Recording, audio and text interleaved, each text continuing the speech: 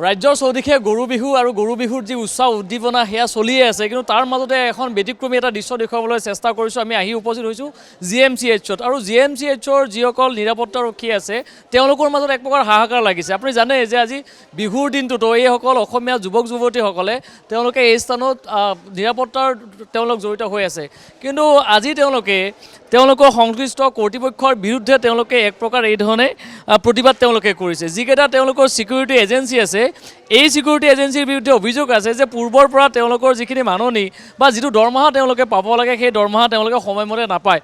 পূৰ্বতো তেওঁলোকে বিভিন্ন সময়ত তেওঁলোকে এই ধৰণে প্ৰতিবাদ কৰিছে, কিন্তু এই যিকেইটা এজেঞ্চি তেওঁলোকে চলায়, এতিয়া যিটো ডলফিন নামৰ যিটো এজেঞ্চি, এই এজেঞ্চিটোৱে আজি বিহুৰ দিনটোতো তেওঁলোকক সেই দৰমহাৰ পৰা বঞ্চিত কৰিছে, যাৰ বাবে তেওঁলোকে এই মুহূৰ্তত কৰ্মবিৰতি ঘোষণা কৰিছে। কাম তেওঁলোকে নকৰে, কৈছে তেওঁলোকে আজি বিহুৰ দিনটো তেওঁলোকে ঘৰলৈ যাব পৰা নাই, বিহুৰ দিনটো তেওঁলোকে পৰিয়ালক লগ পোৱা নাই। এইসকল অসমীয়া যুৱক যুৱতীক এই ধৰণে আচলতে উপেক্ষা কৰা হৈছে, এই ধৰণে তেওঁলোকক প্ৰবঞ্চনা কৰা হৈছে যে যিকেইটা দৰমহা তেওঁলোকে পায় তাৰ পৰাও তেওঁলোক বঞ্চিত হ'ব লগা হৈছে, যাৰ বাবে আজি বিহুৰ দিনটোত এই ধৰণে তেওঁলোকে আচলতে প্ৰতিবাদ তেওঁলোকে কৰিছে ডলফিন নামৰ যিটো কৰ্তৃপক্ষ আছে, যিটো এজেঞ্চি আছে, এই এজেঞ্চিৰ বিৰুদ্ধে। মই কথাখিনি পাতিম, তেতিয়া নিশ্চয় কথাখিনি ক'লে হয়তো বুজি পাব যে প্ৰকৃততে কি হৈছে। মই অকণমান আপোনাৰ ওচৰলৈ আহিছোঁ যে প্ৰকৃততে হৈছে কি। আপোনালোকে কাম নকৰোঁ বুলি কৈছে, দৰমহাৰ খেলি মেলি হৈছে, ডলফিনৰ বিৰুদ্ধে আপোনালোকে প্ৰতিবাদ কৰিছে, গোটেই কথাখিনি কওক। হয়, মানে আমাৰ চেলাৰী একচুৱেলি 3 তাৰিখে ইয়াৰ পৰা মেডিকেলৰ পৰা 3 তাৰিখে চেলাৰীটো গ'ল। ফুল পে'মেণ্ট হৈছে চবখিনি, কিন্তু আমাক পে'মেণ্ট কৰিলে ৰাতি যোৱাকালি 13 তাৰিখ গ'ল। তেওঁলোকে 10টা বজাত পে'মেণ্ট কৰিলে 3000 টকা। 3000 টকা পে'মেণ্ট কৰি যেতিয়া আমি কণ্টেক্ট কৰিলোঁ, তেতিয়া তেওঁলোকে ফোন ৰিচিভটো নকৰে। একচুৱেলি এজনে ফোন ৰিচিভ কৰিছে, কি কৈছে মোৰ তাত 3000 সোমাইছে। এই যিজন ছুপাৰভাইজাৰক কল কৰিলোঁ, তেখেতে একচুৱেলি অলপ আগতে ইয়াতে হাংগামা কৰিলে, আমাৰে ছিকিউৰিটিৰ লগত হাত উঠোৱা নমা কৰিছে, মানে লেডিছৰ লগত মিছবিহেভ। আৰু প্লাছ এনেকুৱা পৰিস্থিতি এতিয়া নহয় যে মাঘৰ বিহুৰ সময়তো হৈছে, এতিয়া আকৌ বহাগৰ বিহুত হ'ল, এনেকুৱা আৰু কিমানবাৰ বা হৈ যায়, তাৰ কাৰণে আমি এনেকুৱা আন্দোলন কৰিব লগা হৈ গ'ল। মানে আজি আপোনালোকে বিহু বুলিতো ঘৰ যাব পোৱাই নাই, সেইটো বেলেগ কথা, দায়িত্ব আপোনালোকে কৰিছে, কিন্তু দায়িত্বত থকাৰ পাছতো সেই টকাখিনি আপোনালোকে ভালদৰে পোৱা নাই পোৱা। যে আমি 3000 টকাতে আমি একচুৱেলি একো কৰিব নোৱাৰোঁ, প্লাছ 10,800 আমাৰ চেলাৰী, সেইটো পইচা দিও একো কৰিব নোৱাৰোঁ। কিন্তু আমাৰ ডিউটি 30 দিনত 31 দিনত 31 দিন যদি মাহত হয় 31টাই ডিউটি কৰিব লাগিব, কিন্তু 10,800। আপোনালোকে এটা কথা কওক, আপোনালোকৰ ESIC হওক বা PFৰ এইবিলাক ব্যৱস্থা আপোনালোকৰ আছে? আছে, কিন্তু PFৰ পইচা সোমাই অনলি 780 780 টকা 780 টকা পইচা সোমায়, কিন্তু এইখিনি পইচাৰ কাৰণে আমি বহুত মানে এয়া কিমান GMCHত কিমান আপোনালোকৰ যুৱক যুৱতী আছে? গোটেইখিনি অসমীয়া, এইটো অসমীয়া যুৱক যুৱতী? অসমীয়া 165 মানে আপোনাৰ ডলফিন এজেঞ্চিৰ আণ্ডাৰত? হয়, ডলফিন এজেঞ্চি। অকণমান আপোনাৰ আচলতে বিহুৰ দিনটোত আপোনালোকে ঘৰ যাব পৰা নাই, সেই দুখটো আছেই, গতিকে ঘৰখন চলাই আছে আপোনালোকে কাম এটা কৰি, তাৰ পাছতো প্ৰাপ্যৰ পৰা বঞ্চিত হোৱা বুলি আপোনালোকে অভিযোগ তুলিছে এজেঞ্চিৰ বিৰুদ্ধে। কেনেকৈ গোটেই মানে আমাৰতো ইয়াৰ পৰা 3 তাৰিখে চেলাৰীটো গৈছে, মানে অফিচৰ পৰা আৰু ছুপাৰটেন অফিচৰ পৰা গৈছে। তেওঁলোকে ডিপটি ছাৰেও ক'লে যে আমি 3 তাৰিখে তোমালোকৰ পে'মেণ্ট দিছোঁ, এইমাত্ৰ আহি কৈ থৈ গৈছে, কিন্তু তাৰ বিনিময়টো তেওঁলোকে আমাক আজি 10 দিন ৰখাই থৈ দিছে। তেওঁলোকে কৈছে যে 13 তাৰিখে দৰমহা হ'ব, তাৰপিছত আমি ৰখি আছোঁ 13 তাৰিখে দৰমহা হ'ব। কালি 8টা বাজিল 9টা বাজিল, সময় যাই আছে, মিনিমাম 12টা নে 10:30মান বজাত পইচা সোমাইছে, 3000 টকা সোমাইছে। 3000 টকা সোমোৱাৰ পিছত আমি এইটো এনেকৈ কণ্টেক্ট কৰিছোঁ যে তেওঁলোকে কৈছে যে এনেকুৱা আমি দিম অমুক তমুক বা বিহুৰ বন্ধ অমুক এইবিলাক মানে কৈ আছে, কিন্তু আমাৰ মেইন চেলাৰী হৈছে 10,800 টকা। 10,800 টকাৰ যদি আমি 3000 টকাত আমি কি কৰিম? আমাৰতো ল'ৰা ছোৱালী আছে বিহু বুলি, বা আমি বিশেষকৈ যিখিনি মানে কি ফেমিলি থকা মানুহ বা আমি যিখিনি লেডিজ মানে ইয়াতে আছোঁ, আমাৰতো কোনো মেচ নাই। ল'ৰাখিনি বাৰু মেচ দিছে, আমি অলৰেডি ৰুম ভাড়া ৰেণ্ট দিব লাগে, 4-5 তাৰিখে ৰেণ্ট দিব লাগে আমি, কিন্তু আমাক সেইটো মানে এওঁলোকে সুবিধা দিয়া নাই এতিয়ালৈকে। আৰু PFটোৰ কথা কৈছোঁ, আমিতো 10,800 টকাত একো কৰিব নোৱাৰোঁ ভৱিষ্যতে, নিজে কেৱল খাই ৰুমটো ভাড়া দি কেনে চলি আছোঁ। PFটো হৈছে আমাৰ এটা ভৱিষ্যত বুলি আমি ভাবোঁ আৰু, কিন্তু সেই PFটো আমাক মানে এওঁলোকে 780 টকা PF দিছে মাত্ৰ। আমি 780 টকা আমি মানে কি আমাৰ জমা, কিন্তু আমাৰ আগতে যদি আমাক বেলেগ এজেঞ্চিয়ে যদি 1800 2023 টকা আমাক দিব পাৰিছিল, এওঁলোকে আমাক কিয় দিব পৰা নাই? আৰু যিটো 3 তাৰিখে দৰমহা ইয়াৰ পৰা গৈছে, এতিয়ালৈ আমাক সেই দৰমহাটো আমাৰ নামত যোৱা দৰমহাটো এওঁলোকে কি কৰিছে, সেইটো বস্তু আমাক এনচাৰ লাগে মানে। এইখিনি আৰু ঠিক আছে। মই অকণমান আপুনি আহক, কৈছোঁ যে আজি বহাগ মাহ, এইটো বিহুৰ দিন, আজি গৰু বিহুৰ দিনটোত ইমানফালে আনন্দ উৎসাহ, কিন্তু আপোনালোকৰ ডিউটিও আপোনালোকে কৰিছে, তাৰ পাছতো আপোনালোকে 4:30 আহিব দিয়ে আমাক। কিন্তু দৰমহাটো আমাক কষ্ট বহুত হয় আপোনালোকৰ কষ্ট হয় দাব ল'ৰা ছোৱালী আছে আছে বিহুৰ দিনত ঘৰত থাকিব লাগে ইয়াত থাকিব লাগে ল'ৰা ছোৱালীক বিয়ান দিব লাগে সেইকাৰণে আমি কষ্ট কৰিছোঁ এনেতো আমি ফুৰিব অহা নাই বহুত কষ্ট কৰিছে বহুত কষ্ট কৰোঁ আমি ৰাতিপুৱা 4:30 ৰাতি 9টাত যাওঁ অভাৰ মাৰোঁ আমি পইচাৰ কাৰণে কষ্ট পইচা পোৱা নাই। ল'ৰা ছোৱালী ৰৈ থাকে মা আহিব বুলি কাম কৰি ক'ত ঘৰ আপোনাৰ ক'ত ঘৰ যিসকল তেওঁলোকে কাম কৰিছে কৈছোঁ যে এওঁলোক প্ৰতিগৰাকী কিন্তু অসমীয়া তেওঁলোক আৰু এওঁলোকে এটা এজেঞ্চিৰ আণ্ডাৰত কাম কৰিছে আজি তেওঁলোকে চকুলো টুকিছে স্বাভাৱিক কথা যে যেতিয়া এটা উৎসৱ হয় উৎসৱ পাৰ্বণত তেওঁলোকে ঘৰলৈ যাব নোৱাৰে তেওঁলোকে কাম কৰিছে কিন্তু যিটো দৰমহা তেওঁলোকক দিয়া হয় এই দৰমহাৰে তেওঁলোকক কেতিয়াও নোজোৰে 10,000 টকা দৰমহাত তেওঁলোকে পৰিয়াল পোহপাল দিছে নিজে গুৱাহাটীত এটা ভাড়াঘৰ লৈ তেওঁলোকে থাকিব লগা হৈছে তাৰ পাছতো এই যিকেইটা এজেঞ্চি আছে এই এজেঞ্চিয়ে কিন্তু তেওঁলোকৰ যিটো প্ৰাপ্য সেই প্ৰাপ্যৰ পৰা বাৰে বাৰে তেওঁলোকক বঞ্চিত কৰি থকা হৈছে আমি বিভিন্ন সময়ত এই বাতৰি কৰিছোঁ যে এই ধৰণে আৰু অকণমান তেওঁ কিবা এটা ক'ব বিচাৰিছে কি এতিয়া আহিলে প্ৰত্যেকবাৰে আমাৰ এনেকুৱা হয় মাঘৰ বিহুটো হৈছে আৰু এই বহাগ বিহুটো হৈছে কিন্তু দৰমহাটো ইয়াৰ পৰা 3 তাৰিখতে গৈছে এতিয়ালৈ আমাক কিন্তু দৰমহা দিয়া নাই বজাৰ পাতি কৰা হ'ল নে নাই বিহুৰ কৰিব পাৰিছে নাই দৰমহা এইখিনি পইচাই পাওঁ আমি 10,800 টকা বজাৰ পাতিও কৰিব নোৱাৰিলে নোৱাৰোতো আমি ঘৰ ভাড়া দিব লাগে খাব লাগে ল'ৰা ছোৱালীক স্কুল দিব লাগে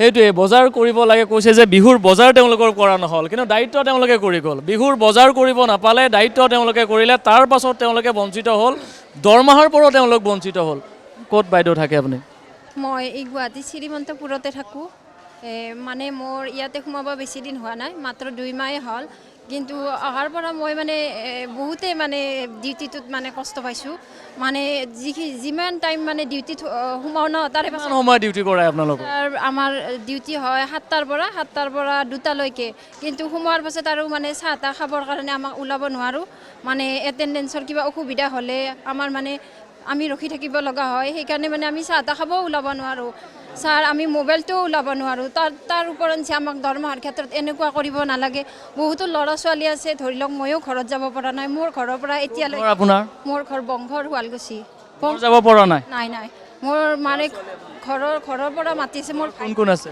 ঘৰত ভাইটি ভণ্টি আছে মোৰ মানে ঘৰৰ পৰা ফোন কৰি আছে কিন্তু মই এতিয়ালৈকে যাব পৰা নাই আৰু ঘৰত মানে বহুতবাৰে ফোন কৰিছে মই যাব পৰা নাই বুলি ঘৰ যাব মন যায় কিন্তু ঘৰ যোৱা নহয় নাই ছুটি নেদে ছাৰ মই ছুটি নেদোঁ বুলি কৈছে ছুটি নেদিব আৰু ছাৰ ছুটি ক'ব গ'লে নাই ছুটি যদি নাপোৱা নহয় কাৰ আগত দিম দলপিনৰ আগত দিব গ'লে দলপিনে আমাৰ কথা নুশুনে আমি ইয়াৰে মেডিকেলৰ আগত অভিযোগ দিব গৈছোঁ ডেপুটি ছুপাৰিণ্টেণ্ডেণ্ট ছাৰ এজন আহি কিনে আমাক ধমকি দিছে তাৰ নাম কি তাক কালিৰ পৰা ডিউটিত নাৰাখিবা কেনেকৈ কথা হ'ল এইটো আমি যদি অভিযোগ দিবৰ কাৰণে এজন মানুহ নাপাওঁ আমি কাৰো আগত যদি অভিযোগ দিব নোৱাৰোঁ কেনেকৈ হ'ব মেইনলি আমাৰ দৰমহাটো কম তাৰপিছত আমি অভাৰ ডিউটি কৰিব লগা হয় অভাৰ ডিউটি কৰি কিনে আমি দুটামান টকা বেছিকৈ পাম বুলি কিনে আমি কৰোঁ সেই অভাৰ ডিউটিটো কৰি কিনে যিখিনি পইচা পাবলগীয়া সেইখিনিও আমাক নিদিয়ে এতিয়া 3,000 টকা দিছে য'ত আমি পাব লাগে 10,800 টকা অতি মাৰি কিনে আমাৰ ধৰি লওক 14,000-15,000 টকা হ'ব সেইখিনি টকা দিব দূৰৰ কথা আমাক 3,000 টকাকৈ দিছে এই 3,000 টকা নে দৰমহা নে আমাৰ এডভান্স নে আমাৰ বনাছ আমি একো বুজি পোৱা নাই এতিয়ালৈকে মানে কি আমাক বুজাইও দিয়া নাই যে তোমালোকৰ 3,000কৈ টকা সোমাব আমি দুদিনমান পিছত দিম সেইটো আমাক আগতীয়াকৈ জনাব লাগিছিল আমাক আগতীয়াকৈ জনোৱা নাই নজনাই কিনে 3,000 টকা ৰাতি 10টা বজাত সোমাইছে আৰু ছুটি বিচাৰিলে ছুটি নাই ভোটৰ দিনেও আমি ছুটি ল'ব পৰা নাই ভোটৰ দিনেও এবাৰ ভোট দিব যাব নাপালে গৈছোঁ কিন্তু আমি ডিউটিত আহিব লগা হৈছে আৰু আজি বিহুতো ছুটি নাই আমাৰ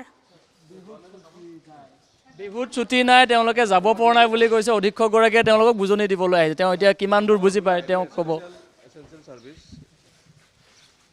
police military doctor security doctor থকা হস্পিটেলত এনেকৈ যদি ব্যৱহাৰ কৰে কেনেকুৱা হ'ব তোমালোকক দেখোন কথা পাতিলেই কিবা ইলেক্ট্ৰনিক প্ৰব্লেম এটা হৈছে পইচাটো দিম বুলি নিজে আহিছে সিহঁতৰ পইচা এতিয়া কেছ দিব বুলি তোমালোকক যাৰ দিব লগা অলপ যোনখিনি থাকি গ'ল বেতন সেইখিনি দি দিব কামলৈ যোৱাকৈ এনেকৈ থাকিলে বেয়া দেখি নহয় আহি আছে পইচা লৈ ক'লে আকৌ মোক হা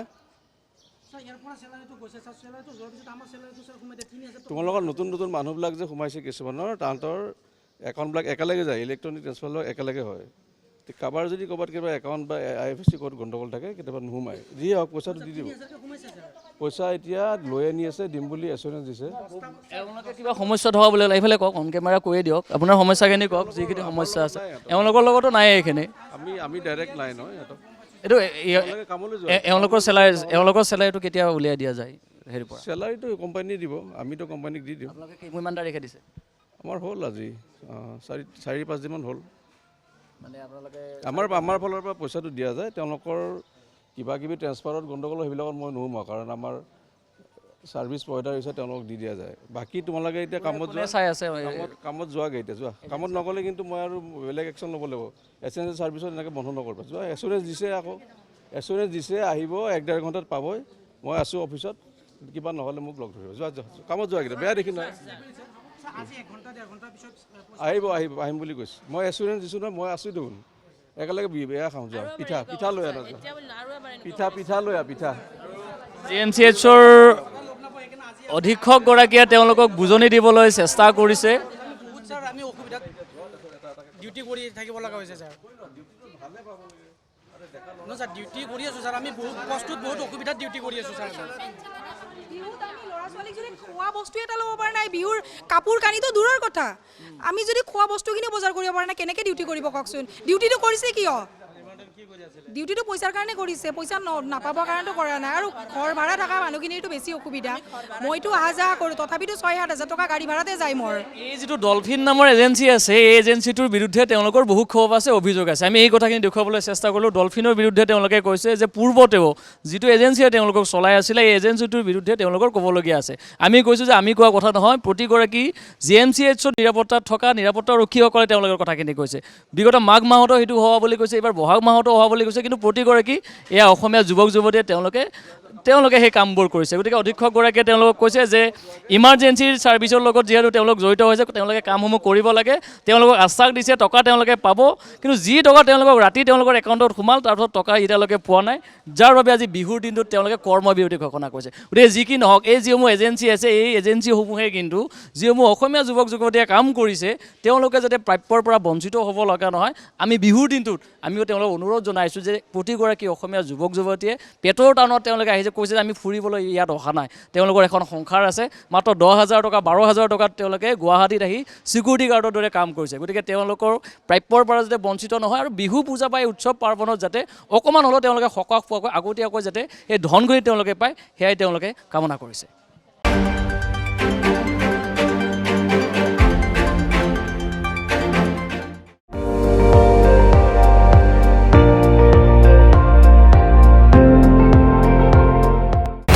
আপুনি চাই আছে ND24, সৰ্বশ্ৰেষ্ঠ নহয় সৰ্বোত্তমৰ দৌৰত।